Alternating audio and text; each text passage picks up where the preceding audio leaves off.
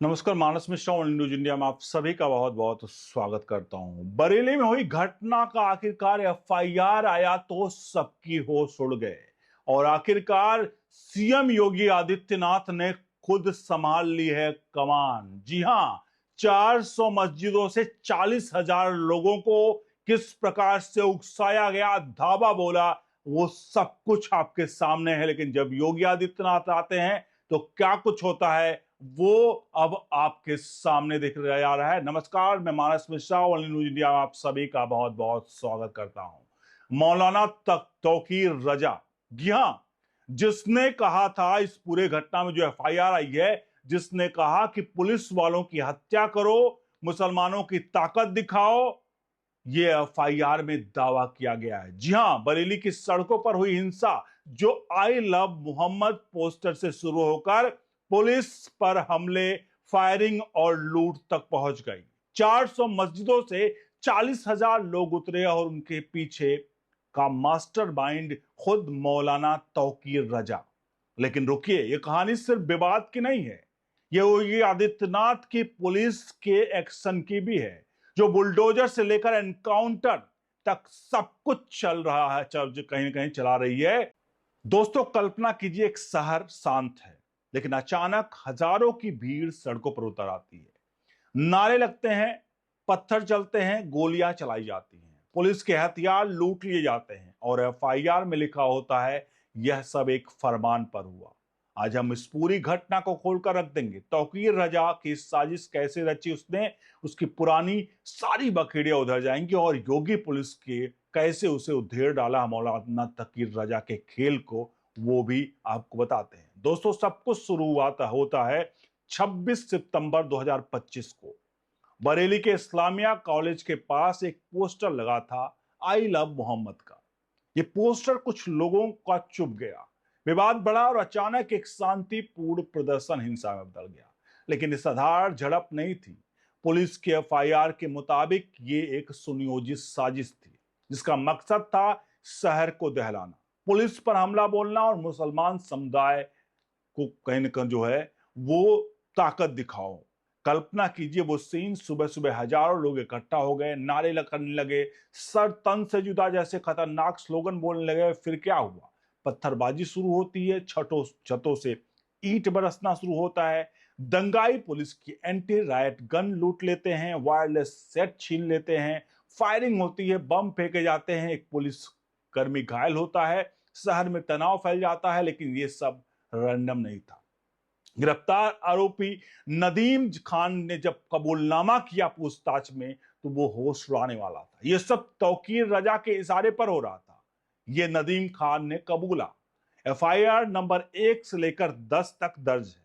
दंगाइयों ने बाहर से गुंडों को बुलाया था, जिसके पास अवैध हथियार थे। डॉक्टर नफीस तौकीर का करीबी ने बताया कि पहले प्रदर्शन रद्द करने की अपील हुई थी, लेकिन तौकीर के सहयोगी अनीस सरसानी और अल्तमस ने वीडियो वायरल कर दोबारा भड़काया। नदीम ने कहा, मौलाना तौकीर रजा का फरमान है कि अगर पुलिस रोके तो मार दो। यह हिंसा सिर्फ बरेली तक सीमित नहीं रही। पुलिस ने ड्रोन फुटेज से सबूत इकट्ठा किए। 14 जगहों पर आगजनी हुई। 400 मस्जिदों से 40,000 लोग उतरे, जैसा कि कुछ रिपोर्ट्स में दावा किया गया है। लेकिन सवाल यह है, ये सब क्यों हुआ? एफआईआर से साफ लिखा है, माहौल बिगाड़ना, पुलिस हत्या करना और ताकत दिखाना। तौकीर रजा की आईएमसी पार्टी के नेता नदीम ने भीड़ को उकसाया, आज मकसद पूरा करेंगे चाहे पुलिस मरे। दोस्तों, ये घटना अकेली नहीं है। बरेली हमेशा से सांप्रदायिक तनाव का केंद्र रहा है।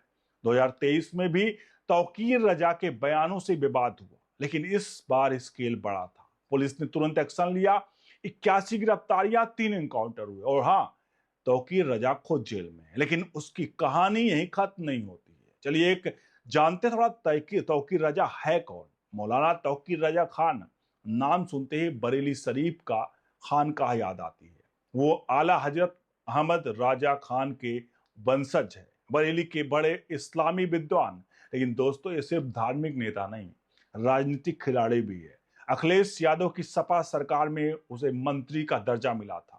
आईएमसी इत्तेहाद मिल्लत काउंसिल है, उनकी पार्टी है और जो मुस्लिम वोट बैंक पर फोकस करती है। लेकिन उसकी बखेड़िया उधेड़ने की कहीं ना कहीं कई बार उसको लेकर के सुर्खियां नहीं है। पहले विवाद जो हुआ था 2017 का है। योगी सरकार बनते ही तौकीर ने कहा अगर बाबरी मस्जिद पर मंदिर बना तो देश में कत्लेआम होगा। यह बयान इतना भड़काऊ था कि एफआईआर हुई लेकिन कोर्ट ने बरी कर दिया। फिर 2020 में सीएनआरसी पर उसने जो कहा मुस्लिमों को हथियार उठाने चाहिए, पुलिस ने केस दर्ज किया। 2023 में ज्ञानवापी पर बयान, हिंदू मंदिरों पर हमला बोलो। हर विवाद जो है हर बार एफआईआर, लेकिन तौकीर बच निकला। अब बरेली वाला केस एफआईआर में उसका नाम जो है आरोपी नंबर 1 है। नदीम ने कबूल किया। तौकीर साहब ने कहा पुलिस हत्या करो, ताकत दिखाओ। कॉल रिकॉर्डिंग में वो समर्थकों से कहते सुनाई देता है कि पुलिस को मारो, दादागिरी साबित करो। उनकी पार्टी के लोग बाहर से गुंडे बुलाते हैं, सूरत कानपुर से। अल्तमस जैसे नेता वीडियो वायरल करते हैं। ये साजिश महीनों पुरानी है। तौकीर की बखेड़िया सिर्फ बयानों तक नहीं है, वो सोशल मीडिया पर एक्टिव है। एक्स पर उसके फॉलोअर्स हजारों में हैं। पुराने पोस्ट में भी वो योगी सरकार को फांसीवादी कहते देखा गया। लेकिन दोस्तों, ये सब राजनीति है। सपा के गठबंधन मुस्लिम वोट साधा, लेकिन इस बार ओवर किल हो गया। गिरफ्तारी के बाद उसका परिवार चिल्ला रहा है पुलिस जाति कर रही है। भाई तौसीफ ने वीडियो जारी किया, आरोप लगाए, लेकिन सबूत क्या कहते हैं? एफआईआर और वीडियो। तौकीर की जिंदगी देखिए, बरेली शरीफ में जन्म, दारुल इल्म देवबंद में पढ़ाई, लेकिन राजनीति में घुसते ही विवाद। 2019 लोकसभा में आईएमसी ने समाजवादी पार्टी को सपोर्ट किया। योगी के आने के बाद टेंशन बढ़ी। अब बरेली केस में उसका रोल साफ है, साजिश का सरगना। पुलिस कहती है कि मुस्लिम ताकत दिखाने का बहाना था, और हां, उसके रिश्तेदार मोहसिन अवैध चार्जिंग स्टेशन पर बुलडोजर चला। अब आते हैं एफआईआर पर। बरेली पुलिस ने 10 एफआईआर दर्ज किए हैं। 200 से ज्यादा अज्ञात लोगों पर मुकदमा दर्ज किया है। मुख्य एफआईआर तौकीर के नाम पर टॉप पर है। अब इसमें दावा है कि मौलाना ने पुलिस वालों की हत्या करो, मुसलमानों को ताकत दिखाओ। नदीम की एक कबूलनामा है। आज माहौल बिगाड़ना है, चाहे हत्या की क्यों ना करने पड़े, ये सारा कुछ है। अब प्रदर्शन शुरू होने पहले अनीस सरसानी का जो है वो वीडियो, जिसमें वो कहता है हर हाल में जाओ। फिर नदीम का फरमान आता है कि भीड़ में 40,000 लोग हैं। पुलिस कहती है हाँ, इस सबको लेकर के। और फिर क्या होता है? पत्थर, ईंट, गोलियां सब कुछ चलते हैं और 20 से ज्यादा जवान घायल हो जाते हैं। एंटी राइट गन, वायरलेस बमबाजी, 14 जगहों पर बमबाजी होती है। एंटी वायरलेस गन लूट ले जाते हैं। और इन सब का जब सबूत आया तो ड्रोन और सीसीटीवी खंगाले जाने लगे, जिसमें आईएमसी के जरिए तौकीर का रोल पता चला कि वो सबसे बड़ा कर्ता धर्ता था। इस सबके बीच में नफीस ने बताया प्रदर्शन रद्द था, लेकिन दोबारा भड़काया गया। और कॉल्स, जब उसके कॉल डिटेल खंगाले जाने लगी तो उसमें साफ तौर पर उसने कहा मारो पुलिस को। ये आईपीसी 153 है, यानी दंगा भड़काना, 307 हत्या का प्रयास के तहत कोर्ट में चैलेंज होगा। लेकिन सबूत मजबूत है क्या? नहीं। ये एफआईआर सिर्फ कागज नहीं, सच्चाई है। तौकीर की पुरानी एफआईआर 50 से भी ज्यादा केस है, लेकिन अभी तक उस पर इस तरह की एक्शन नहीं हुए। क्या इस बार योगी सरकार कोई अलग एक्शन लेगी? योगी आदित्यनाथ की पुलिस माफ नहीं करेगी? क्या लगता है? लेकिन सबके बीच में तौकीर गिरफ्तार है, 81 और लोग अरेस्ट हैं, 3 इनकाउंटर हो चुके हैं। तौकीर के रिश्तेदारों के प्रॉपर्टी पर बुलडोजर चल चुके हैं। मोहसिन का स्टेशन ध्वस्त हो चुका है और 6 एफआईआर तौकीर पर है। 26 सितंबर की रात को रेड्स में मारे गए। नदीम, इदरीस, इकबाल पकड़े गए।